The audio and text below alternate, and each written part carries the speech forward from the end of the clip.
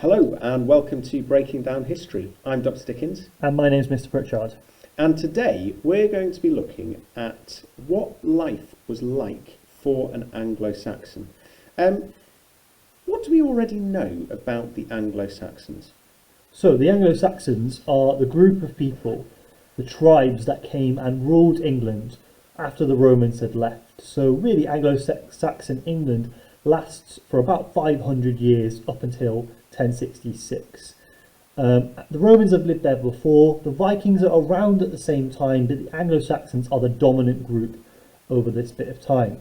Last time we looked at some of the different kings that ruled during Anglo-Saxon England, so Alfred the Great, Athelstan and Edgar the Peaceful, but today we're going to be looking at a bit more of a social history, and looking at the people, ordinary people's lives, what it was like to live at the time.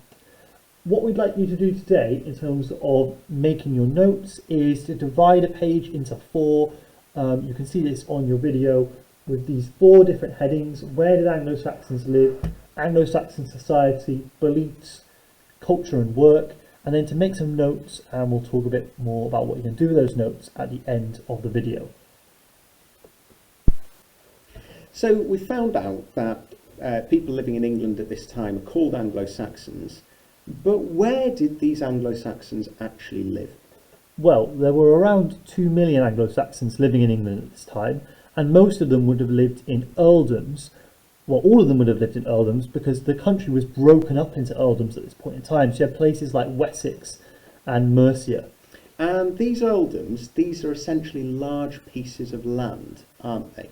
A little bit like the counties that we have in England today. Absolutely. And then these earldoms would have been divided into shires. So you'd have had lots of different shires within inside an earldom, and each shire would have had a main town.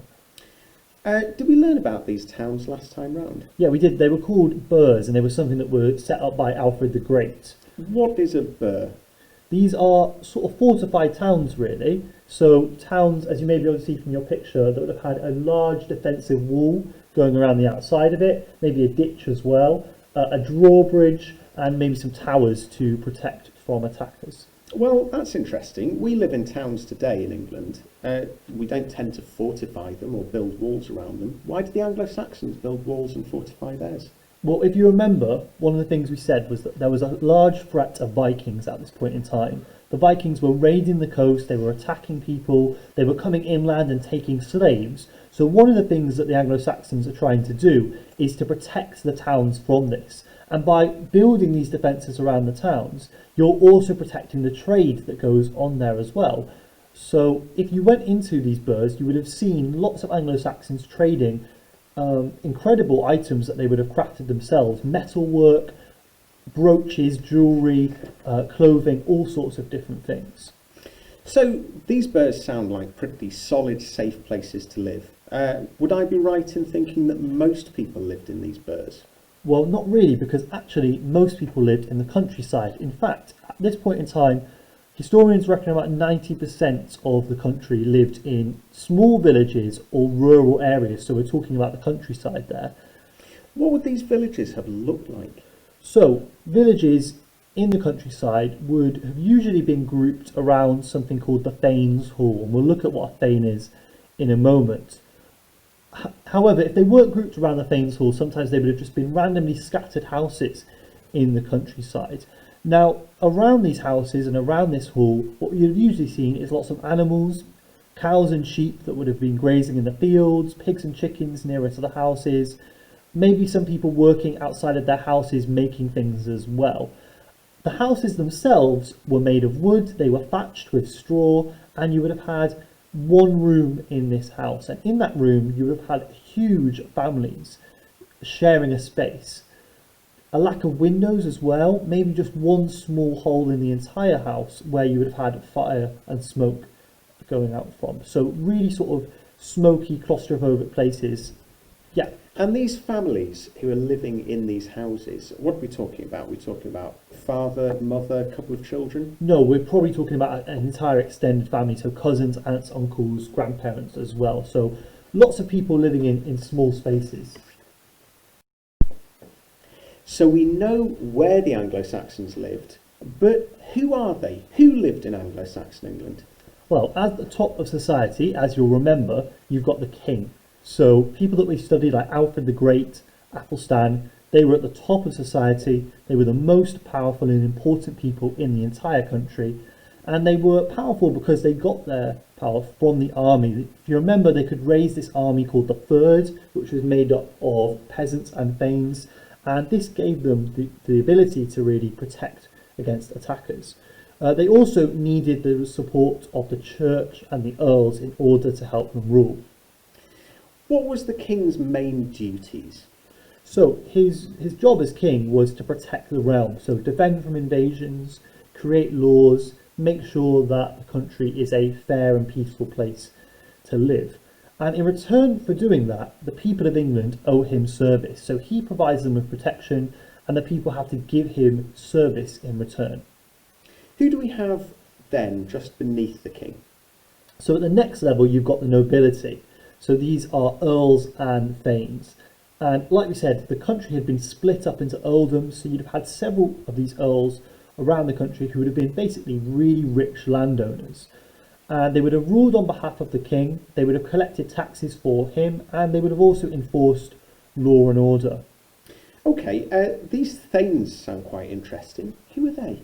The thanes there's a lot more of the thanes. There's about 4,000 to 5,000 of them by 1060, and they're basically the warrior class of the country. So they were local lords, they would have owned land, but they also make up the backbone of the Anglo-Saxon army. So they would have lived in rural areas. We said before how villages were centred around these halls that belonged to the thanes. They would have owned all the land in the area and maybe some of the livestock as well, so the different animals. So the people would have worked for these thanes, and when the thanes wanted to go to war or when they needed to go to war for the king, they would have called up the men from the local village to fight for them. So they were really important parts of the community. In return, it is their responsibility to protect the villagers. So in a way, they're sort of the centrepiece of Anglo-Saxon villages. Okay, now it's interesting, you said we have more thanes. So that's more thanes than earls, is that right? Absolutely. So the way the sort of hierarchy works is you've got, the further down you go, the more people you've got in that grouping, so more thanes. And that's really important because we've got 4,000 to 5,000 thanes approximately, but England at the time has about 2 million people living there. So there's loads and loads of people besides the thanes. What about the majority of those people? Who are they? So about 90% of the country wouldn't have been thanes or earls. They didn't have as much land or money, and they were instead just farmers, peasant farmers. You get different types of peasant farmers, and we'll look at those in a second, but generally peasants would have rented small pieces of land from local landlords, so usually from thanes, and they would have rented this, worked the land in order to feed themselves. Male peasants would also need to swear loyalty to their thane and promise to fight for him, so they need to give their service as well as their work. However, there are some free peasants, and these are called ceorls. And ceorls, rather than having one thane that they would have worked for, could move around the country. They were, I guess, more free than the majority of peasants. They still had to do the same work, but they had a bit more freedom in terms of where they could go. So we've got these peasants, we've got some of the free peasants, the ceorls, and we've got other peasants as well. How much power do peasants have? Not a lot, really. Obviously, there's more of them than any other group, but they were reliant on the thanes and the earls for protection and for land, and as a result, they don't really have much power at this point in time. Okay, so we've got the peasants, and they're less powerful than the thanes and the earls. Is there anyone beneath them, anyone who has even less power in Anglo-Saxon England? So at the bottom of society, you've got slaves. People are probably familiar with what slaves are, but slaves are typically people who have very few rights and are owned on the property of someone else.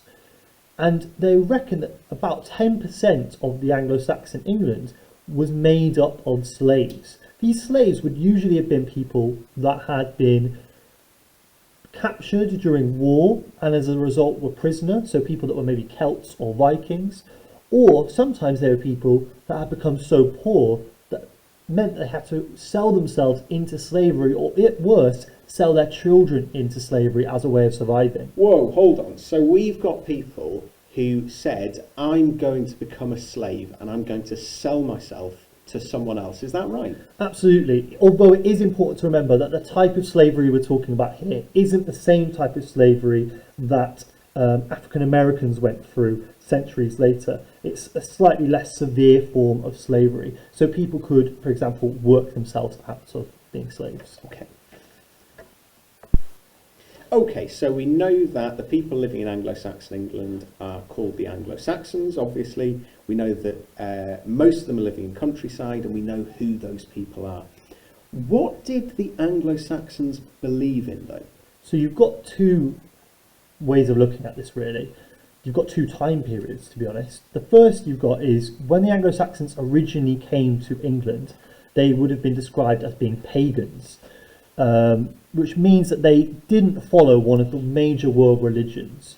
They also worshipped multiple gods. So the Anglo-Saxons that initially arrived in the country would have had lots of gods. Some of them would have been Nordic gods, similar to the Vikings. Their chief god was called Woden. Now this changes after a couple hundred years. Actually, in other parts of Britain, Christianity had remained after the Romans had left. So in Wales and Scotland, you still had Christianity. But as the Anglo-Saxons took over, the rest of the country became more pagan. You then have this monk being sent by the Pope, Augustine, and he gets sent in 597 and begins converting people of the country back to Christianity. And he's so successful that by the 700s, most people are now Christians again. So can we put some dates to this? If we're thinking in the first part of that history, the Anglo-Saxons are often pagans, that's from about the year 400, 410, is that right? Up to about the year 600? Yes, yeah, pretty much. But then I guess you've also got these other examples of Christianity spreading. So even after 700 and 600, if you remember when we looked at Alfred the Great, when he defeats the Vikings, one of the things he agrees on with Guthrum, the Viking leader, is that Guthrum has to accept Christianity. And this again helps spread Christianity through the north of England as well. So we've got several different steps, but basically what you've got by the end of the Anglo-Saxon era is the spread of Christianity through the entire land. Okay, and I suppose the important thing to remember here is that over time the Anglo-Saxons are moving gradually away from paganism and becoming more Christian. Absolutely, you can see this in the fact that more churches are being built, there are more monasteries set up, there are lots more religious figures writing books and using languages like Latin, which had links to Christianity. Okay, so that tells us about their religious beliefs. What other beliefs did the Anglo-Saxons have? Well, another really interesting thing to look at the Anglo-Saxons is to look at their attitudes towards medicine and towards science.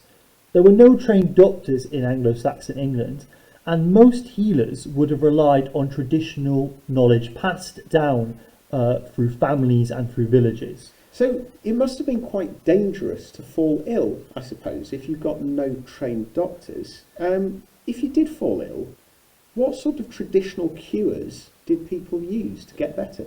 Well, they would have used medicines and ointments, and these would have been things that would have been made at home or things that would have been made by someone who was an expert in the community.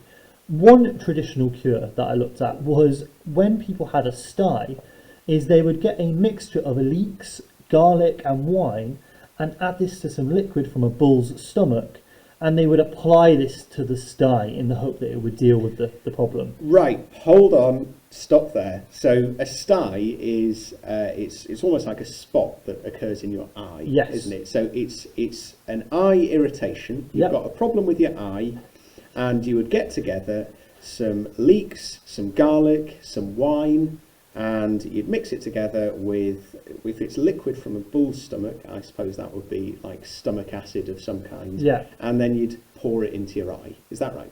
Yes, so I imagine you're sort of applying it to your eyes. So all things that you don't want to have near your face Yeah, generally, and they're all being rubbed onto your that face. sounds terrible. Yeah, I think that's fair to say. If this didn't work, as you can imagine, it wouldn't have worked. Then what they would have turned to is spells. Hold on, spells. So before Christianity, what most people would have believed in would have been bits of magic. They would have been very superstitious as a people, and that would have meant that they would have practiced rhymes and different spells as a hope that this would deal with the sickness or protect them from sickness. Now, after Christianity, this obviously changes, and instead people begin to pray to saints as a way of protecting themselves from sickness. And I suppose what's important here is that when we're looking at both spells and prayer, this is a way of people trying to connect perhaps with spirits or another part of the world in order to heal themselves. Absolutely, and it comes back to this thing that they did not have the sort of scientific or understanding of medicine that we now have, and that's why they're turning to these different things. So we've looked at the Anglo-Saxons' religious ideas, their medicine, but if you were an Anglo-Saxon, what would life really be like for you?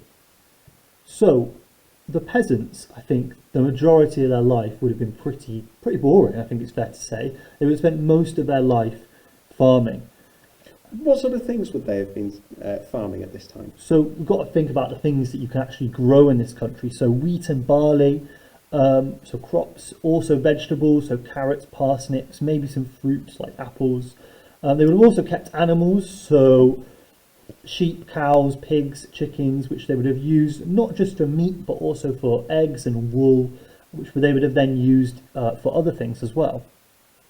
As well as that, everything they would have kept, everything they would have made, they would have eaten themselves. So it's really important to understand that the Anglo-Saxons was very self-sufficient. Pretty much everything they would have eaten, they've grown themselves. They're not buying things from a supermarket like we do today. In this farming, would men and women have done the same jobs? Not entirely. So they're both working on the farm, they're both very important to what's going on, but with different tasks. So women typically would have been feeding and milking the animals or turning the milk into cheese. Men would have been working the field with their sons, so ploughing the field, sowing crops, the more physically demanding jobs, you could say. Okay. Were there any other differences between men and women? So one of the things that's really interesting is, despite the fact that there were lots of differences in terms of the jobs they were doing, that there's lots of evidence to suggest that actually women fought besides men at the time. So women did lots of things that were considered in later times to be the man's role. In fact, Alfred the Great's daughter, Athelflaed, famously fought against the Vikings, and archaeologists who have gone back and looked at the graves of Anglo-Saxons have often found female warriors who were buried with their spears and shields. And this is really interesting because what it suggests to us about Anglo-Saxon society is that in terms of war and in terms of fighting, that women had more equality at the time, that it was acceptable for women to go to war. If you go, say, 500 to 1,000 years later, this is completely not the case in England. So women and men might be engaging in some of the same activities, things like fighting. What about what they wore, clothes? Women would have wore an underdress and an outer dress, and would have often covered their heads with a scarf. So they would have had a very particular way of dressing, a very simple way of dressing, whereas men instead would have wore tunics or thick coats. The one thing that they had in common when we look at Anglo-Saxon fashion is the type of jewellery they wore. So they often both wore jewellery, brooches or amulets that would have decorated their clothing. Now, I think that we can probably tell some quite interesting things about people from the clothes they wear. So, Mr. Pritchard, if I look at you, you're currently wearing a very, very snazzy sweat top, fantastic hairstyle, even though we're in lockdown at the moment. Thank you. Which would tell me that you're someone who cares for his appearance and that you're, quite a sophisticated young man. But what about the Anglo-Saxons? What can we tell about them from their fashion? Well, fashion is a really interesting way to learn about people from the past. And by looking at their jewellery in particular, you can see lots about not just the things they were interested in, but also about what they did in society. So, if you have a look at the amulet that should be on your screen, it is showing you an amulet that is available to see in the British Museum, and you can also look at online. There's lots of interesting Anglo-Saxon artefacts online. If we look at this amulet, we can see a lot of different things. We can see the fact that it is made with incredibly precious materials and metals, which shows us that these metals were available to people from the time. It also shows us how skilled the Anglo-Saxons were in being able to craft these pieces of jewellery. This would have been an incredibly impressive thing for someone to make, so it shows us that they're not a simple group of people. And finally, the actual images that you can see on the amulet are very, very interesting. You can see a god at the centre of the amulet. There's a sort of face in the middle, and around that god and around all of the amulet are these images of animals. And what this shows us is that Anglo-Saxons would have worn these amulets potentially to protect them from spirits or from evil in the world. So it's connected to their religion. Absolutely. So from one item of clothing, one item of jewellery, we can learn about their beliefs, we can learn about what they did in terms of jobs, we can learn about the materials that they were surrounded by. That's really interesting because it reminds me a bit of the Anglo-Saxon helmet that was found at the burial site at Sutton Hoo, which I know we've looked at in lessons. And that helmet with lots and lots of gold and images of snakes, for example, which again seems to have similar sort of meanings. Absolutely, and you can see there from the helmet that how other things are important to the Anglo-Saxons. So we know they were a warrior society, so that's one of the things they choose to spend their time making. Okay, so we've talked loads about Anglo-Saxon society and what their lives were like. What we'd like you to do now is to think about some different adjectives to use to describe Anglo-Saxon life. So, Dr. Dickens, what type of adjectives would you use to think about the Anglo-Saxons? Well, I would say that they are religious because we've got, first of all, the Anglo-Saxons who believe in pagan ideas, and then we have the spread of Christianity. And I think I would also say, connected with religious, superstitious in many ways because they believe that spells and later on prayer can help them heal when they get sick. And I think I would also say skilled because they make this incredible jewellery and they're very interested in very fine objects of clothing, things like that. So they're clearly skilled when it comes to their making things. Fantastic. Now what I'd like you guys to do now is to think of some adjectives yourself. You can use some of those great examples that Dr. Dickens has given you, but what I'd like you to do is to think of at least 2 adjectives to go in each box of the notes that you've made so far. So maybe 2 adjectives to summarise what those notes can tell you about the Anglo-Saxon people. Once you've got those adjectives, maybe have a go at writing a paragraph where you are describing to me overall what was life like as an Anglo-Saxon. Thank you for listening.